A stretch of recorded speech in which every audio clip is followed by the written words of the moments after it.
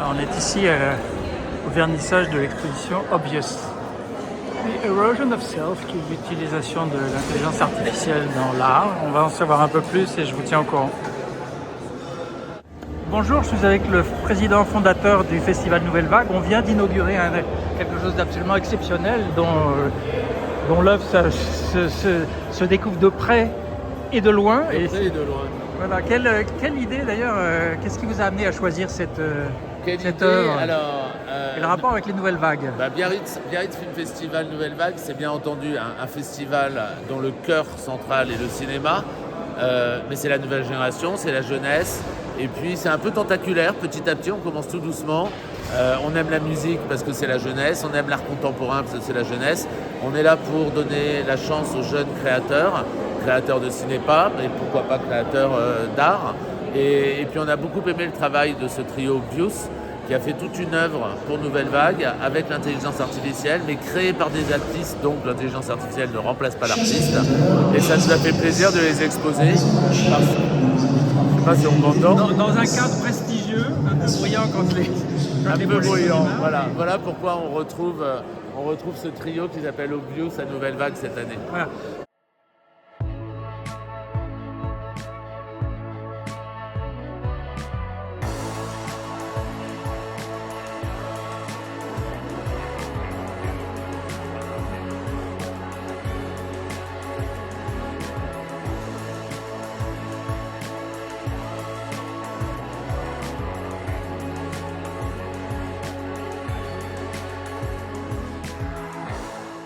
Bonjour. Bonjour.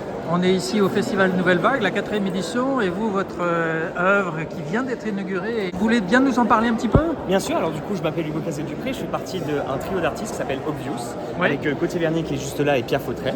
Obvious en français, ça ferait Ça veut quoi? dire évident. En fait, on travaille avec l'intelligence artificielle pour nos créations artistiques depuis 10 ans. Ouais. Et à la base, moi j'ai un doctorat en intelligence artificielle et on est plutôt des scientifiques qui se sont mis à faire de la création artistique.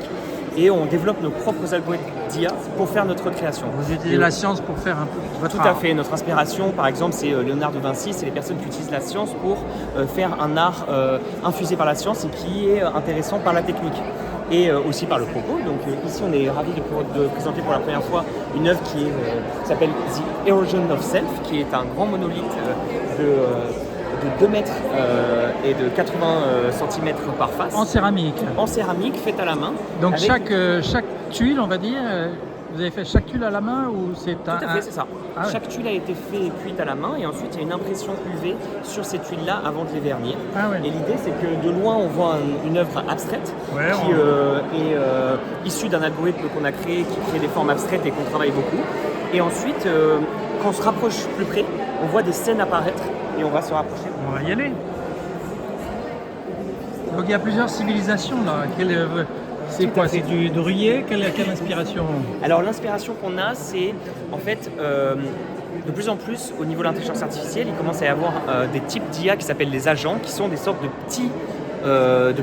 petits algorithmes qui ne sont pas encore pensants, mais qui ont la liberté d'agir et de faire certaines opérations sur votre ordinateur.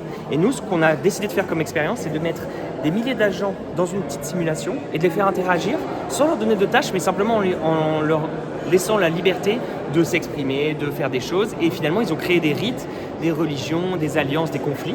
Et sur cette fresque-là, on représente tout ce qui s'est passé dans la simulation. Et donc, de très près, on voit en fait tous les différents Les héros, les conflits, les Exactement. batailles, les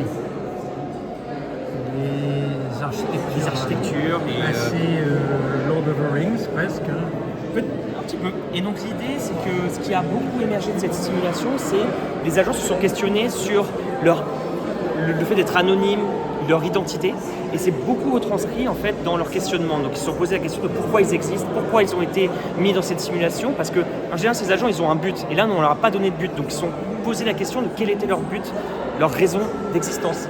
Et très souvent, ils avaient du mal avec leur identité. Donc c'est pour ça qu'on les a pas quasiment tous représentés avec un voile sur la tête qui représente un peu leur anonymité et le fait qu'ils se questionnent sur leur identité.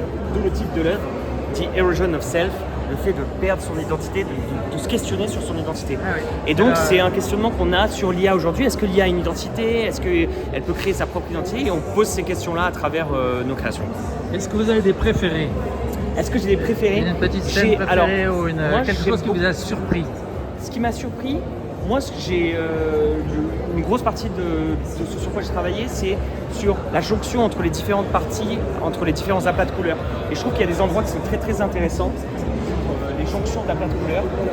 Par exemple, on peut voir ici comment on passe du bleu au orange. Et je trouve que la manière dont on a travaillé ce visuel-là, on voit la chose très harmonieuse et j'aime beaucoup ça. Et après, en termes de scènes, il y a des scènes d'enfer que j'aime beaucoup. Je peux aussi Parce que ça me rappelle un peu la scène. Ça me rappelle des conspirations. Là, on a l'impression que ce sont des... Il y a beaucoup d'inspiration de la Renaissance, de la civilisation romaine.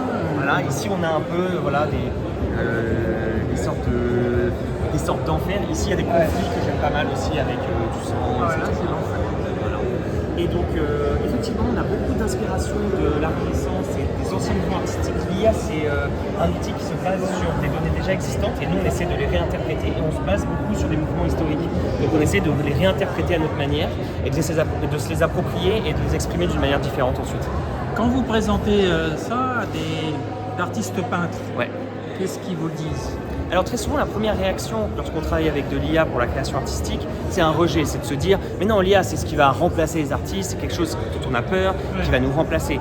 Et nous, ce qu'on essaie de démontrer par notre travail, c'est qu'en créant nos propres algorithmes, en les modifiant à la main, en passant beaucoup de temps à travailler les visuels, on arrive à créer des visuels qui n'auraient pas réellement été possible de faire autrement. Typiquement, ce genre de visuel où beaucoup de scènes sont hallucinées à l'intérieur d'un visuel, c'est quelque chose qui est peu naturel de faire avec une autre méthode. Et en fait, mais du coup, quand on passe plus de temps à s'entraîner, à s'intéresser au sujet, les peintres et les artistes avec qui on collabore ou on parle se rendent compte qu'effectivement, c'est une réelle pratique artistique et que l'IA, utilisée de la bonne manière, est un outil qui ne va pas venir vous remplacer, mais qui est juste un nouvel outil. Un peu comme quand la photographie est arrivée, beaucoup d'artistes peintres ont dit c'est la fin de la peinture, c'est la fin de l'art. Et en fait, ça a juste créé un nouveau mouvement artistique. Nous, parce que c'était un nouvel outil. Et nous, on pense que c'est un peu le même schéma pour l'IA, uniquement lorsqu'elle est utilisée de la bonne manière. Effectivement, sur Internet et maintenant, aujourd'hui, il y a beaucoup de gens qui utilisent l'IA à tort et à travers. Et on est contre ces pratiques-là. Nous, on essaie de démontrer comment on peut avoir une utilisation intéressante et aussi responsable. On fait très attention à combien d'énergie on utilise, quel modèle on utilise. Et voilà, on se soucie vraiment à tout niveau d'essayer d'avoir une sorte de niveau d'excellence pour démontrer qu'on peut être des vrais artistes avec ce type de